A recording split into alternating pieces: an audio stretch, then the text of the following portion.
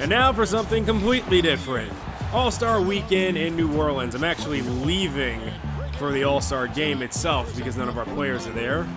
But hey, I figured stay around for the festivities and the three-point contest here in New Orleans. First up, Klay Thompson in this round of 6. First rack, showing off the range immediately. Nailing 4 points. And then by the time he got to the final rack, up 17 now, finding his rhythm. 19 points there. Nails the last one for 21. A good start from our first three-point contestant there. Kevin Durant got off to a really slow start, but then found his rhythm by the time he got to rack 4. Up 10, up 11, now 13, and then on to the final rack. As he hit 4 there in the 4th rack, he started to lose a little bit of momentum here. Hit one of his money balls, hit a second one, couldn't nail the third. 17 points. Would that be enough to take him into round 2? Well, with James Harden shooting like that, he might be pretty protected. 3rd rack. Absolutely nothing went down for Harden. Rough night and rough showing here. Only 7 points. He only nailed 1 ball from each rack. Disgusting performance. And then came CJ McCullough on his 4th rack. Got it to 10 points, so we'd have to at least nail 4 here in order to move on. Misses the first, misses the second, makes the 3rd one, and got it to at least 14 points. So actually, no, that put him in 3rd place. And then Chandler Parsons came up, nails the first one, nailed the second one from the 1st rack. 1st rack was absolutely his. Nailed 3 of 5, and as he got to rack 4, 12 points there, moving into the final rack. Has to beat McCullough's 14, already tied him. Moves right past him with 16, pushes it to 18 to 20. Can he beat out Klay Thompson? Cannot do so. 20 points by Chandler Parsons. He's definitely moving on. So it's Evan Fournier. On his 4th rack has 11. To the 5th, misses. Gotta make at least 2 of these. Last ball, doesn't do so. Only 15 points for Evan Fournier. So it's down to Klay Thompson, Chandler Parsons, and Kevin Durant. Kevin Durant scored the least, so he would go first. 1st rack, nails his first 2. And only gets 2 in rack 1. Rack 2, moving on. Durant. Nailing the first 2 again. Nailing the 3rd one. Only gets 3 there from center right. And then straight on. Nailing it. Got another one. Got 4 of them. And the money ball to push him to 10. Durant. Not showing too much fatigue until he finally got to rack 4. Missed all of his balls from the 4th one. And then it came to rack 5. Got his 2nd money ball. Got a 3rd one. Couldn't put in the 4th. 16 points. Not a terrible showing, but would it be enough? Chandler Parsons nails his 1st one. Nails the 2nd. A 3rd. Tried to go for the perfect rack. Couldn't, but did get the money ball for 5 points there. And then rack 2. Still racking them up. But now starting to slow down a little bit, but the money ball did help him. Gave him an extra point there to push him to 8 from center. Got 2 so far. Money ball, no good. 10 points, about the same position where Durant was by the time he got to rack 4. Parsons finally nails one from the 4th rack. Got the 2nd. Can he get the money ball? He does. 14 points. Not much here to move him forward. Got the one he needed to tie. And takes the lead, 18, and gets the last one. 20 points for Chandler Parsons. So it's down to one of the Splash Brothers. Klay Thompson. Steph couldn't be here because he tore his MCL. He will be out for the next 6 weeks. And Chandler Parsons was his replacement. Did a great job. 1st rack there for Klay Thompson, though, really good. 2nd rack starting to look just as good. Nails the money ball, puts him to 8. He's on pace right now. Clay from center, nails one. He's got 10. Can he get the money ball? Yes, he does. 12 points for Klay Thompson. He's in position to win. Clay at rack 4, though. Trouble. Gets the money ball, though. Only has to nail 3 to tie. Gets the first. Can't nail the second. Will he get the third? He does. The fourth? Can he at least tie? No, he misses. And your 3-point champion this year, Chandler Parsons. A surprise showing by the Memphis Grizzlies as he takes it home in relief of the injured Steph Curry. Go ahead, do a little dance. You deserve it. Later that night, we moved on to the slam dunk contest. I had to come out in support of my player, the guy who is on my payroll, Rondae Hollis Jefferson, coming to fill in and participate up against Timothy Luwalu, Zach LaVine, and Zach LaVine's teammate up at Minnesota, Andrew Wiggins. Zach LaVine, the former slam dunk champion, to get us started off here. Nice little East Bay dunk between the legs and two-handed finish. That's okay. Let's see what the judges would give him, though. Score of 37. So, moderate score. Thought it was just kind of like a nice little gimme dunk. And then Andrew Wiggins coming to steal the show here. Do a little J.R. Smith from 2005 between the legs. And as he's still spinning, bring it up from his left hand to slam it home. So much difficulty there. What would the judges give him on that one? 45. Wow. Thought that definitely was deserving of a little bit higher than that. Maybe even a 50. Hollis Jefferson, though. The representative here for Brooklyn. Doing a good job here in the first round. Simple little toss-up. Windmill dunk. A little pedestrian, but he's saving his best for last. At least that's what I'm hoping he's doing. Good little finish there. Judges. Oh, look at that. They actually treat him a little better than Zach LaVine there. A score of 40 to put him ahead. And then Timothy Luwalu. Wow. What a throw. And then he had to go reverse it. East Bay dunk. Through the legs. Slams it home. And left-handed. Just catching that too. What a finish. Judges loved it as well. Well, not as much as Wiggins' dunk, as he got 40. So Zach LaVine behind for once here, and well, that was just a simple little dunk. He got his hand up there, touched the backboard, and then tried to slam it home. A decent little windmill. I mean, he showed where his head was at. He did get his head just above the rim, but nothing too flashy, nothing too showy. We'll see what the judges give him, though. 47. Wow. Not what I was thinking he deserved there. If anything, I would have less of an argument if you made the first dunk a 47 and made this one a 37. Ooh! Look at Wiggins get up on that one. Self-toss, through the legs, windmill flush. Good finish there. Wiggins impressing here at the slam dunk contest as we get one more look at it. And the judges only give him 37 on that one. Hollis Jefferson asking for a little help here. Rondae going through the legs. East Bay over the head. A lot of East Bay dunks today. But boy, this one looked pretty. Watch. Clearing the head. Put it through the legs. All in one.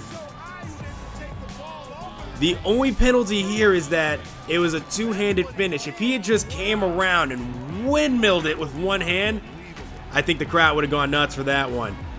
We'll see if the judges, or how the judges score it. Only a 36. I definitely thought it was way more deserving of a bigger score than that than just a 36. And then Timothy Luwalu.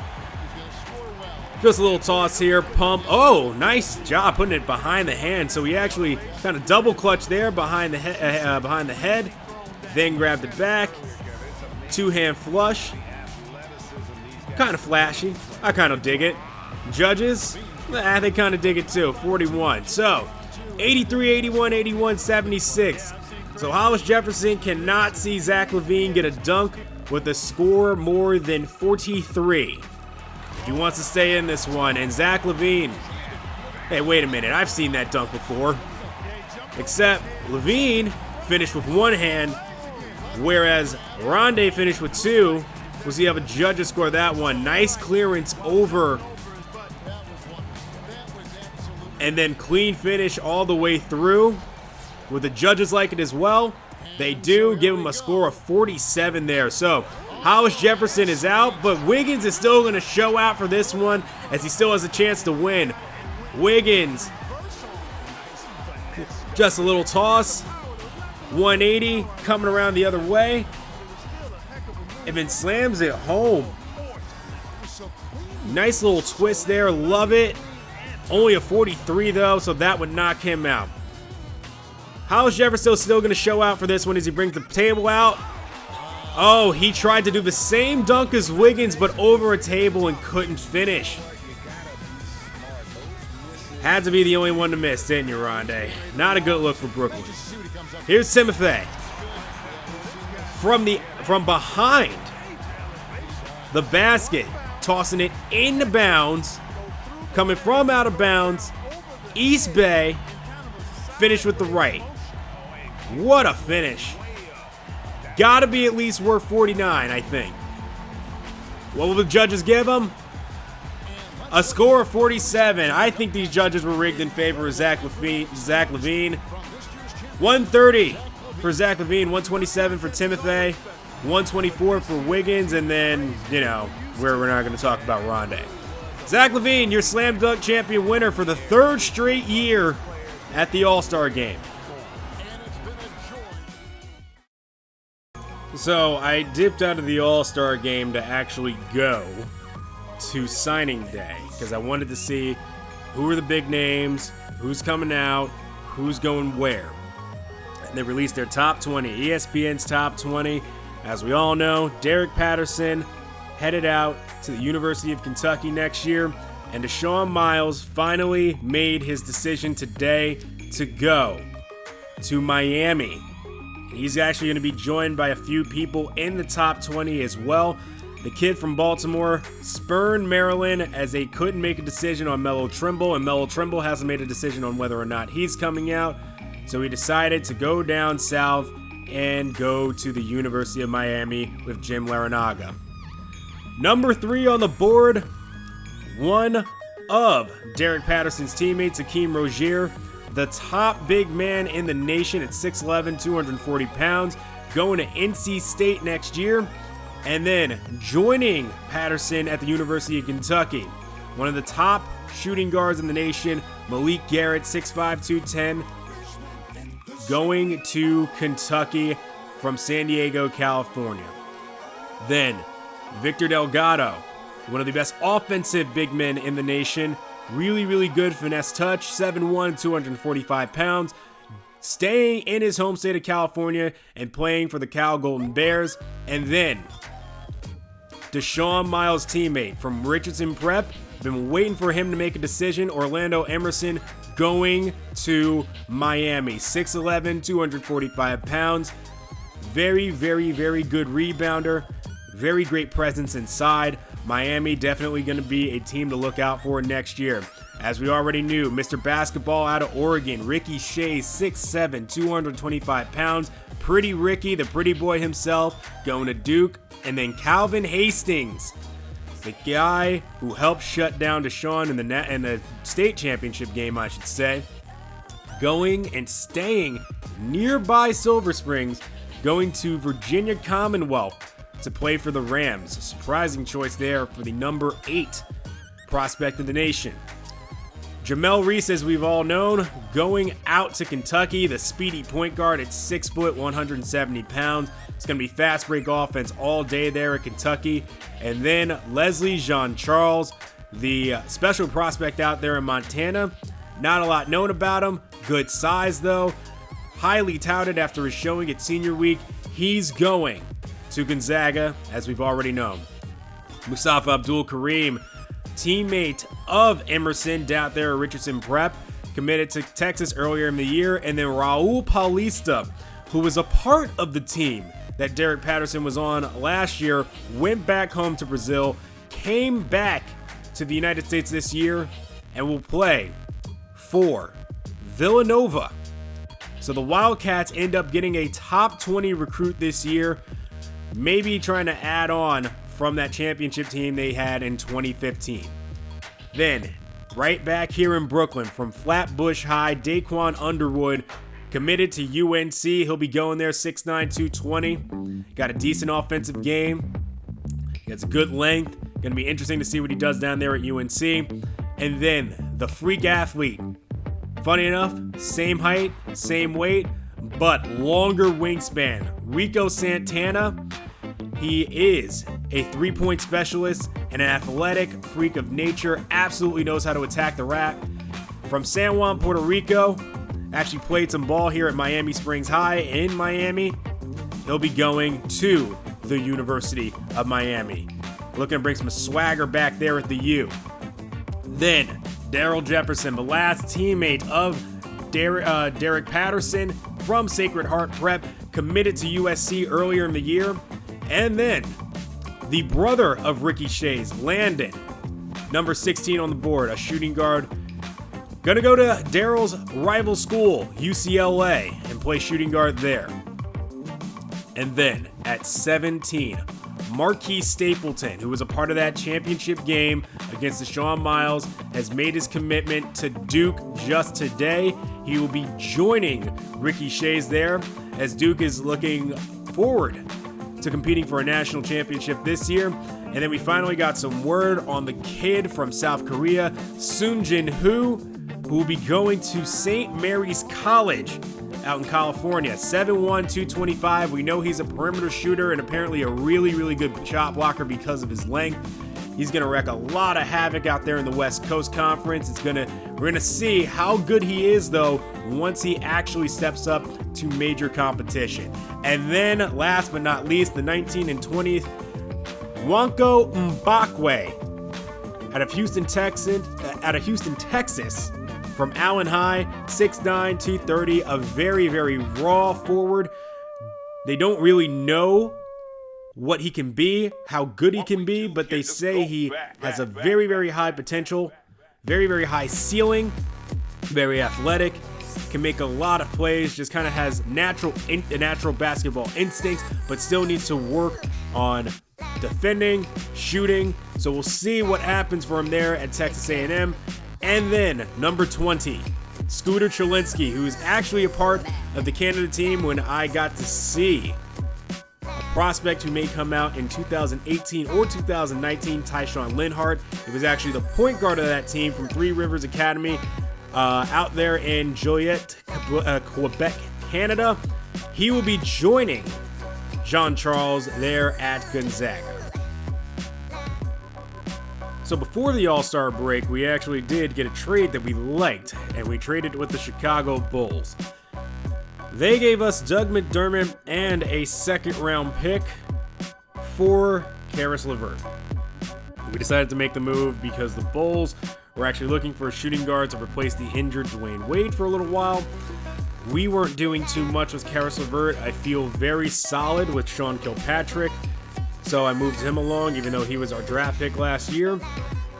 And with Doug McDermott around, he could possibly replace Scola. Scola, who's going to be 37 next year. And I would rather kind of get a test out phase with McDermott before we have to start making the unprotected cuts and see what we can do with him. Caris LeVert, I don't think was going to make that cut.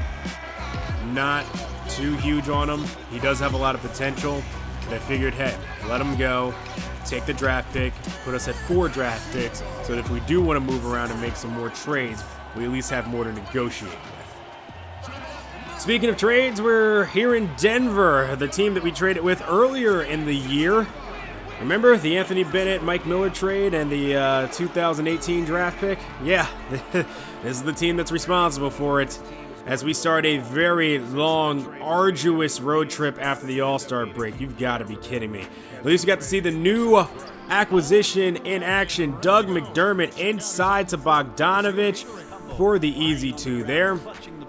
And then a little later on, Kilpatrick off the screen from McDermott. Makes his way and attacks the basket right on top of Jokic's head. What a play there by Kilpatrick. That's why I wasn't too nervous about getting rid of Karras. Bogdanovic nails the 3 there to push us to a 5-point lead. And then Gallinari here, driving, little spin move, making his way inside to the paint. Stop and pop jumper there to start the push Denver and close the gap. Now only down 3. Lynn missing the 3 that way. Gallinari pushing it back up the floor. Off to Fareed, good passing, inside, Jokic. Lays it up and in. Brooklyn would have to call timeout halfway through the first. Kind of a slow first quarter here. And then things get started here with Bogdanovic nailing the 3. And then the scoring started to pour on. Will Barton nailing the triple from dead center. 23-20 Nuggets as we pushed it into the second. Will Barton again, driving to the basket, attacking with no remorse for the slam there. And then Scola, inside feed to Kilpatrick, to Booker, back outside to Randy. Foy for the triple to try to close that gap. Nets down 1. Turnover here as Will Barton makes his way up the floor, passes it cross court to Kenneth Fareed for the easy slam. Denver now only down, up 3. And then a little back and forth between Fareed and Jokic, and then Fareed just puts it up and in over McCullough. Fareed was an absolute beast in this game, rebounding, playing great defense. But McDermott would try to close the gap here. Acquisition showing his worth, closing the gap to 4 there on the jumper. But then Lopez got picked off, and the Nuggets pushed it back up the floor. And as I mentioned earlier, transition. A never-ending problem with the Nets. But they didn't stop fighting. Inbounds pass to Brook Lopez, a little spin move there to hook shot it in. And then McCullough driving right past Fareed for the easy slam. I mean, just darted straight to the basket. Fareed didn't know how to react. McDermott coming alive here in the second, nailing the 2 there to tie it all up. And then Bogdanovic. McDermott coming off the screen, nailing that one. Dougie Fresh putting us in front. A 2-point lead to close out the half. Third quarter, Nets up 3. Nuggets would start running here. Jameer Nelson on the triple. Dead center, nails that one. Then Wilson Chandler step back, corner 3 to put the Nuggets up 64-62. Nets would try to stop it, but can't. Good defense there. And then back up the floor. Here comes Harris. Showing some crossovers, little spin move. Knifing his way to the basket, lays it up and in 66-62 as the gap is getting bigger. Randy Foy turns it over here. They get it back up the floor and score off the nice little roll there. Took a few bounces, but they got it in. The run would go on for a while, and Denver would absolutely blow this game wide open. Later in the fourth, 105-83. Yeah, it got bad. 20-point lead for the Nuggets, and then Will Barton closing it out in style. Tomahawk flush. A really bad showing for the Nets in this one. A 20-plus point blowout, and we got taken to the watershed. The good news is that the Celtics are still not in the playoffs yet. So as of right now, with the standings the way they are, the Celtics currently own a top 3 pick because we'll be trading with them, possibly the number 2 pick, and then we trade with the Celtics and have the 6th pick. Hopefully the lottery works in our favor and we get something a little better. But they're not too far off from the Bucks in terms of getting back into the playoffs. As a matter of fact, they're only back by 3 games. We've got to hope that they stink it up so that we can save some sort of top 10 draft pick, because the expansion teams are coming too to wreak some havoc.